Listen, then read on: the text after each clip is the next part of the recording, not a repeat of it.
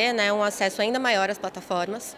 Então, justamente porque o meio ambiente digital ele já foi entendido como espaço de comunicação. Então, a gente tem uma maior expressividade, né, das plataformas do YouTube, da plataforma do TikTok e também do Instagram. Então, a gente vê, inclusive, que a mesma criança que vai, criança ou adolescente, que vai acompanhar os conteúdos de uma plataforma, acompanha de vários. Então, realmente teve uma explosão, eu acho que desse número de acessos e do número de famílias que enxergam, né, essa glamorização de quem vai atuar como um possível influenciador. Então, por outro lado, quando a gente está falando de proteção, a gente precisa pensar em dois caminhos.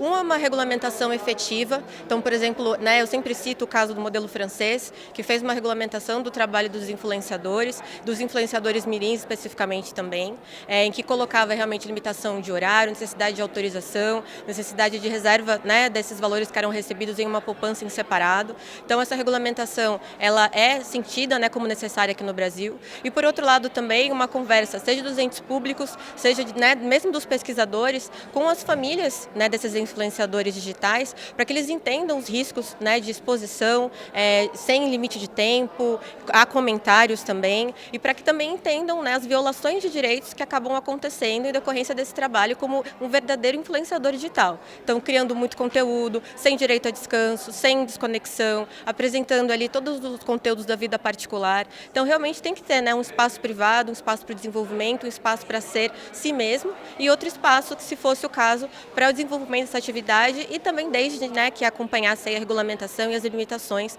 como por exemplo por meio, né, o que a gente tem hoje a figura do alvará, então realmente acompanhando, né, essas limitações por meio do que o alvará permitiria. Então acho que seriam esses dois os principais caminhos. E tanto que a gente já tem, né, o CBO voltado, né, para a atividade dos influenciadores digitais, a gente já tem alguns projetos de lei tramitando para discutir justamente a regulamentação, seja dos influenciadores digitais de uma maneira geral, seja dos influenciadores mirins, só que efetivamente a gente ainda tem que discutir um pouco mais essas propostas, chamar a sociedade civil para discutir, porque a gente tem alguns olhares ainda sobre, por prismas muito específicos, e a gente precisa ampliar da melhor maneira que a gente conseguir a proteção. Então sim, existe um discurso tanto né, da sociedade civil, quanto já uma preocupação para a produção de leis, mas eu acho que a gente ainda não está tão próximo da regulamentação quanto os pesquisadores pelo menos gostariam.